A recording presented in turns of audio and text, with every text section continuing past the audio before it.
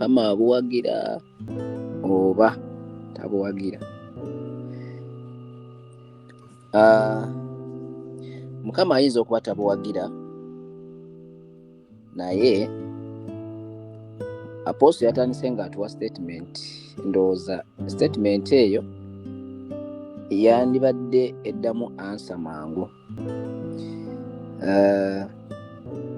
Olaba bw'obeera n'omwana n'omugamba nti totambulanga kiro, kwegayiridde mwana wange totambulanga kiro, n'omwegayirira ku Mande okutuusa ku Sande, omwezi ku mwezi, omwaka ku mwaka, naye ng'asigala atambula ekiro, bwagwa mu batemu, God willing ne batamutta,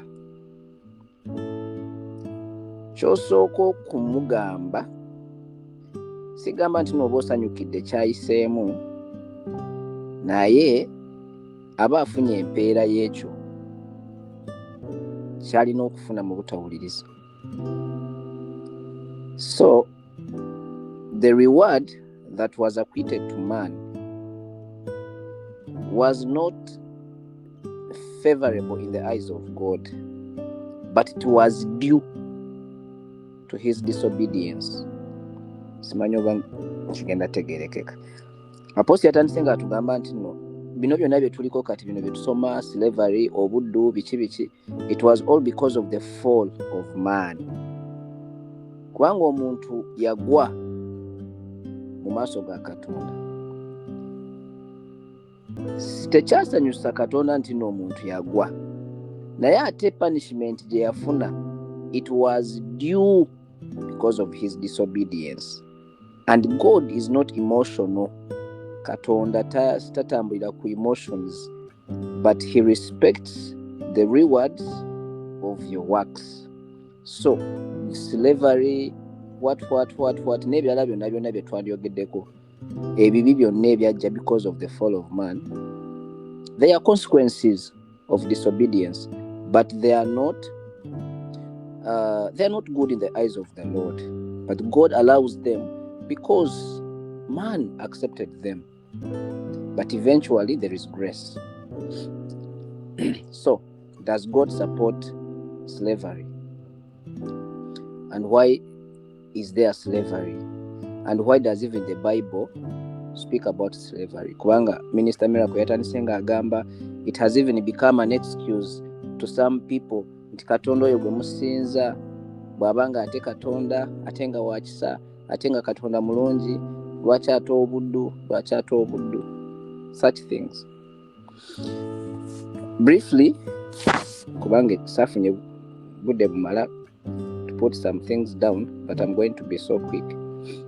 And I think a small difference between a servant and a slave. I'm going to join abaweereza bye bayogedde kubanga byonna mwebiri bagambye era nga nange bonna wandiise. A servant is someone hired to do something. That is a servant. A servant is hired to do something, whereas a slave is owned by someone. A slave is owned.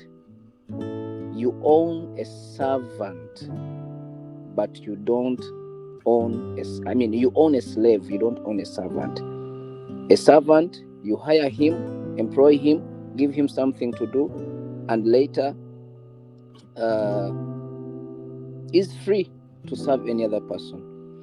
But before I even go there, I go there, ndagala kusooka ku nabadde nsoma some article ng'eraga engeri New Testament, engeri gyetawandiika nnyo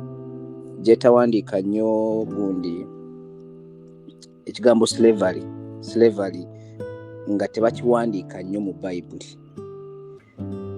nga bawandiika servant oba nga bawandiika bond servant, nga tebawandiika nnyo slavery, nga kiraga nti the translators, abantu abali batranslatinga Bible okugijja in Greek and Hebrew, nga bagiteeka mu Luzungu, ekigambo slavery baali tebagala nnyo kiwandiika nga baagala nnyo okukozesa bond servant and a servant. Kyova ne Paul wabanga ayogera nti no, I'm a bond servant, I'm a servant of God. I was called to be a servant. In actual sense, in the original translations from the Greek and Hebrews, the word is slave. I am a slave of God. I am a slave of Christ. But because of the translations and because of the, the stigma that was carried with the word slave, ebyo byatuukawo ku bantu, obuddu, okugula abantu, okubateeka mu buddu, bikiwe ebityo, nga the stigma ne influencinga okubaako n'okugonzaamu mu kigambo ekyo eky'obuddu. So a servant is hired, but a slave is owned. Yesu yali abuuza nti no, can someone serve two masters? Can someone serve two masters? Nga tekisoboka. Era mu original Greek translation ekibuuzo kiri nti can someone be a slave of two people? It is not possible, because someone can be a servant of two people. You can be a servant of two people. You can work here and work there, but you cannot be a slave of two people. So when you bring that scripture in the original translation, in the Greek or Hebrew, ojasanga kibuuza nti no, omuntu asobola okubeera omuddu ow'abantu ababiri. Answer eri nti tekisoboka, kubanga omuddu abeera wa muntu omu yekka, ate omuweereza asobola okuweereza ku makya, akawungezi n'agenda n'aweereza ki? N'aweereza omuntu omulala. Awo we byawukanira, according to what I read through. So going back to the question, Katonda ye akyawagira obuddu n'essaawa zino? Ye lwaki Yesu we yajja naye ensonga y'obuddu teyagijjaawo? Why did Christ even not abolish slavery? Abatuma abaasooka lwaki ensonga y'obuddu tebagyogerako nnyo, oba ne bagyabolishinga, oba ne bagigoba? Kubanga tulaba Pawulo ssaawa zino yali mu kwogera mu Befeso ng'agamba nti nno abaddu mugondere bakama bammwe. Si wano wokka, even in Colossians 3, I think 3:22, it's the same story. Even in 1 Peter 2:18, it's the same story. Servants, obey your masters. Naye bw'osoma mu version ey'Oluganda yekyogera bulungi nti nno abaddu. Kyovala Bible translation zaawukanamu. Bayibuli ey'Oluganda ebayita baddu, naye ate ey'Oluzungu ebayita servants. So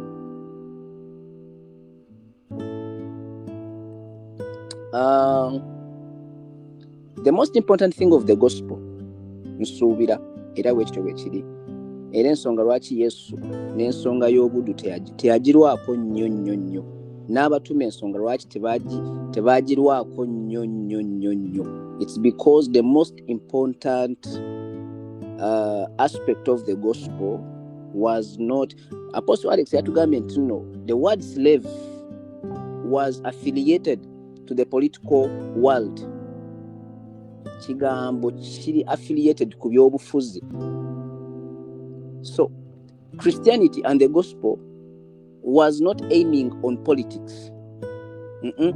It was not aiming on politics. But the aim of Christianity and the gospel was aiming on one, transforming lives, transforming the spirit of man, and the transformed spirit of man.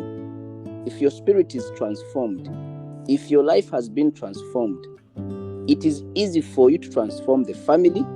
It is easy for you to transform the clan. It's easy for you to transform the culture. It's easy for you to transform the politics of a nation. If transformation starts with you, eventually it will go to your family, eventually it will go to your culture, eventually it will go to a nation. So the purpose of the gospel was not to abolish what it found within the context of the cultures, but it aimed at the soul, it aimed at the spirit of a man. If you are as a man is transformed, then eventually something will change in your community, in your nation, and God willing in the world. So the aim of the apostles and Christ as well, teyatunulira nnyo kintu kya buddu wadde yakisangawo era yakirekawo, naye ensigo gye yasiga yagenda ekyusa abantu ne bagenda nga bakyuka, obulamu bugenda bukyuka, n'ebintu ebyobulamu, communities, nations nga zigenda zikyuka, n'ebintu ebimu ne babivaako mpola mpola.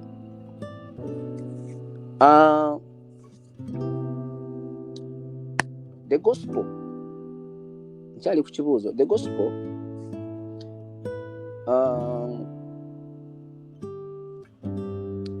there is a man, tuyinza okwebuuza nti no gundi slavery yavaawo etya, obuddu bwo bwavaawo butya, kubanga essaawa zino tebukyaliwo. Era nabadde nsoma ka article, bw'osoma, I did political science personally, batugamba nti no omuntu eyayimiriza slave trade is Abraham Lincoln. Naye one lwakuba nyinza okuba nga sagatherinze much information about that, but if you go back to history, it illustrates that a group of Christians, a movement of Christians influenced the government of those nations that were doing slavery. There was an influence of a church community, of Christian community, who always gathered. There was a movement, eyabalokole yatambulanga nga a running movement against slavery. So we can say that since their minds were transformed, the gospel was preached, and that gospel influenced that, those behaviors, those malicious behaviors of human trade. Era eventually it became a law into the governments. Eteeka ne liyisibwa, gundi ne bakola ki, ne bagijjawo slavery. So in my conclusion, nyinza ogamba nti nno Katonda ayinza okuba tawagira slavery oba obuddu, ate era ensonga lwaki ne Bayibuli tekyogerako oba nti noba kibi oba ne Bayibuli mwekiri, it's because Christianity was not aiming at abolishing the political systems, but it was about influencing human, the soul of a man and the spirit, so that transformed soul of a man can eventually lead or influence the transformation of lives, families, cultures, and nations. It's the work of the Spirit. It's the work of the Spirit gradually that influences the change of communities, the change of nations, and entirely the world at large. Kama bawo mukisa for that small submission.